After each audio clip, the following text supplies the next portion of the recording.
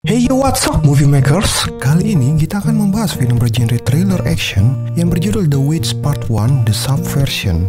Film ini menceritakan mengenai seorang gadis kecil yang berhasil kabur dari sebuah fasilitas rahasia pemerintah yang saat itu terjadi aksi pembantaian besar-besaran di sana. Aksi pembantaian tersebut dilakukan karena pemerintah takut akan hasil eksperimen mereka balik menyerang mereka. Karena saat itu fasilitas tersebut tengah mengembangkan sebuah proyek untuk manusia super, dan gadis kecil yang kabur tadi ternyata salah satu manusia eksperimen terkuat yang mereka sebut dengan penyihir. Oke, seperti biasa, tanpa berlama-lama, pasang headset kalian, rebahkan badan kalian, dan keep enjoy. 알지. 내가 어떻게 몰라? 응? 아주 잘한다니까.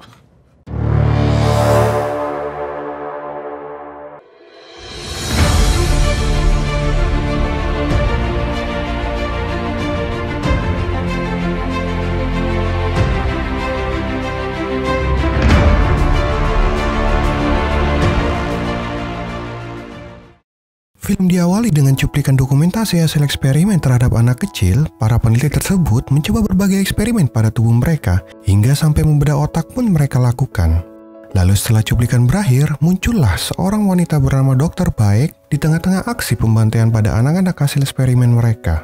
Dari banyaknya anak yang mereka bantai, ada beberapa anak yang berhasil kabur. Salah satunya adalah pemeran utama dalam film ini, yaitu seorang gadis kecil yang nantinya diberi nama Ko Jae-yoon. Selama pengejaran tersebut, bawahan Dokter Baik bernama Pak Choi ini berhasil menangkap satu anak laki-laki saja.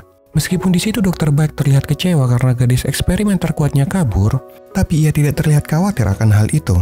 Karena bagi Dokter Baik, jika anak eksperimennya tidak segera diberi serum obat dalam 1 bulan, dipastikan eksperimen tersebut akan mati dengan sendirinya.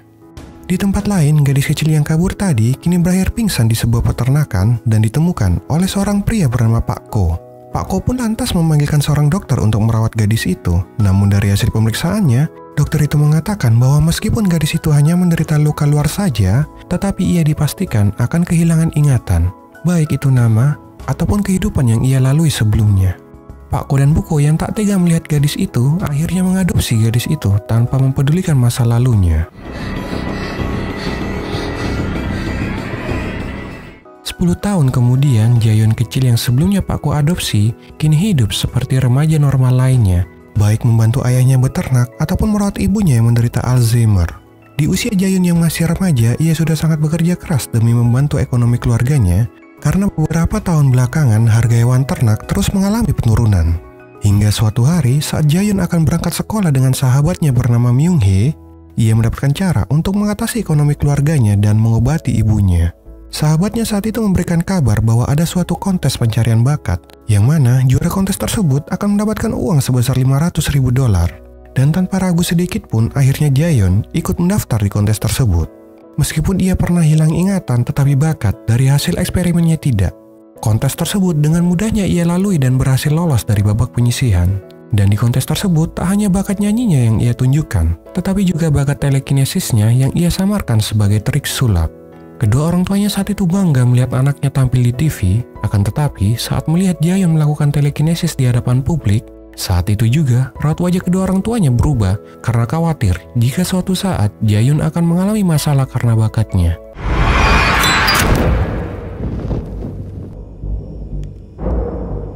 Esok harinya saat Jae-yoon dan sahabatnya menaiki kereta, tiba-tiba mereka ditegur oleh pria asing. 알지. 내가 어떻게 몰라? 응? 아주 잘한다니까. Dan di sini pria tersebut tak diketahui namanya siapa dan hanya disebut sebagai Nobleman. Myung-hee mengira bahwa Nobleman bisa mengenal Jae-yoon karena kontes yang Jae-yoon ikuti, tetapi saat itu juga Nobleman tiba-tiba mendekat ke arah wajah Jae-yoon sambil mengatakan bahwa dirinya sangat mengenal Jae-yoon sejak kecil dan menyebut Jae-yoon sebagai penyihir. Jae-yoon pun di situ terlihat masih bingung dan menjawab bahwa pria tersebut salah orang. Nobleman yang mengira Jae-yoon terus berpura-pura kemudian tiba-tiba mencoba menampar Jae-yoon. Namun di situ Jae-yoon hanya terdiam seperti ketakutan hingga mengeluarkan air mata. Nobleman pun sadar bahwa anak monster yang dulu ia kenal waktu kecil betul-betul sudah hilang ingatan. Lalu Nobleman pun langsung pergi saat itu juga. Di balik tampang Nobleman yang polos, tenang, dan tampan seperti Mimin, ternyata memiliki sosok yang ganas juga. Di saat ada orang yang menyenggolnya, ia tak segan-segan membunuh orang itu dengan mudahnya tanpa rasa bersalah sedikit pun. Sesampainya di tempat audisi bersamaan dengan tampilnya Jaehyun di TV, Dr. Baek dan Pak Choi akhirnya 100% yakin bahwa Jaehyun adalah gadis kecil hasil eksperimennya yang kabur 10 tahun yang lalu. Karena mereka tak ingin lagi kehilangan hasil eksperimen terbaiknya, mereka pun bergegas menyuruh bawahannya untuk segera menangkap Jaehyun. Kembali di sisi Jaehyun, Jaehyun pun akhirnya lolos sampai babak semifinal. Tetapi saat Jaehyun hendak ingin pulang, tiba-tiba ia mengalami sakit kepala bahkan sampai mengeluarkan darah dari hidungnya. Dan sakit kepala itu ternyata bukan hanya terjadi sekali, tetapi selalu terjadi di hari-hari sebelumnya. Dan bahkan dokter telah memvonis hidup Jaehyun tak lama lagi jika ia tak sesegera mungkin melakukan transplantasi sumsum tulang. Singkat cerita, malam itu Jaehyun bermimpi mengenai masa kecilnya yang kelam dan membuatnya terbangun. Dan malam itu menjadi malam terburuknya bagi Jaehyun. Karena di saat ia menahan rasa sakit, tiba-tiba sekelompok orang bersenjata datang ke rumahnya.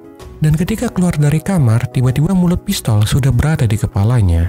Lalu tak lama kemudian, datanglah seorang pria yang memiliki luka codet di mukanya dan bertanya kepada Jaehyun.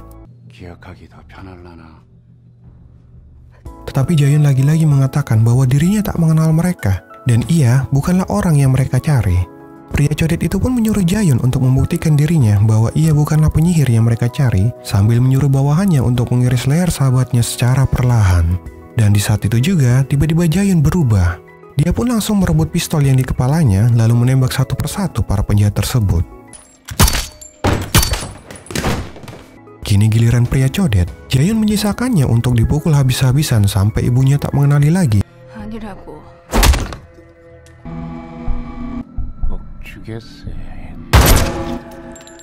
Tak lama kemudian, Nobel pun ikut muncul di situ.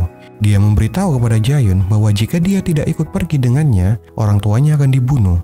Dan Nobelman juga bilang bahwa luka yang di kepalanya itu disebabkan oleh Jaehyun. Tapi saat itu, sekeras apapun mereka mencoba memancing ingatan Jaehyun, Jaehyun tetap mengatakan hal yang sama. Demi keamanan orang tuanya dan rasa penasarannya yang ingin mengingat masa lalu, Jaehyun pun akhirnya ikut Nobelman kembali ke tempat organisasi tersebut. Sesampainya di sana, Jaehyun langsung dibawa ke sebuah ruangan dan diikat di atas kursi. Di situ Dr. Baek akhirnya muncul di hadapan Jaehyun dan berkata bahwa dirinya sudah lama mencari Jaehyun selama 10 tahun ini. Tapi Jaehyun tetap mengaku bahwa dirinya tidak bisa mengingat apapun soal masa lalunya. Dr. Baek pun lantas menyuruh bawahannya untuk menyuntikkan sebotol serum ke badan Jaehyun, dan tak lama kemudian,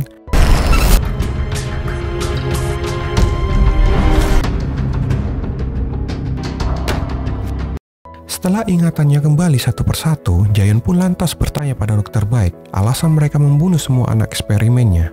Dan disitulah terungkap kebenaran dari aksi pembantaian yang terjadi 10 tahun lalu, yang dikarenakan perintah dari atasan Dr. Baek untuk memusnahkan mereka semua dengan alasan takut tak bisa mengontrol kekuatan anak-anak eksperimen mereka. Dan di antara anak-anak itu, Jaehyunlah hasil eksperimen terkuat yang mendekati paling sempurna dari berbagai eksperimen dan paling sayang untuk dimusnahkan. Meskipun ia selalu menduga bahwa Jaehyun tak akan bertahan jika tidak memakai serum obat buatannya.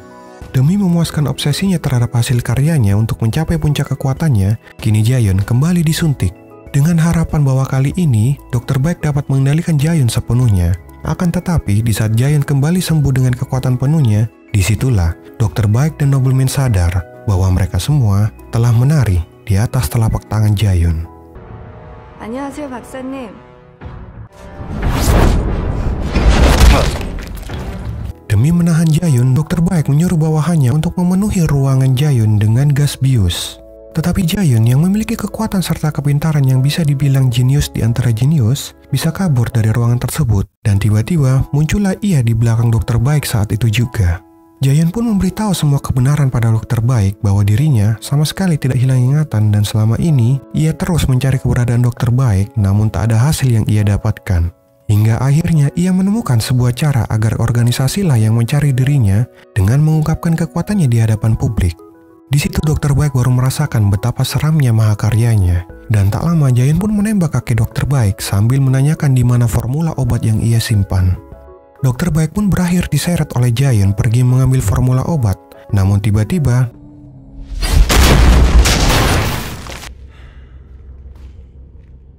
di situ Nobelman bilang bahwa dirinya lah yang paling kuat di antara lainnya. Tetapi tak lama, momen congkak si Nobelman pun berakhir.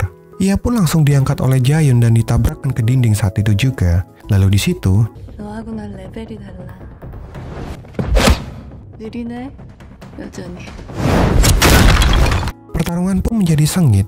Pukulan demi pukulan yang Nobil mencoba berikan pada Jaehyun tak mengenainya sedikit pun. Malah justru ia yang berakhir diajar habis-habisan oleh Jaehyun.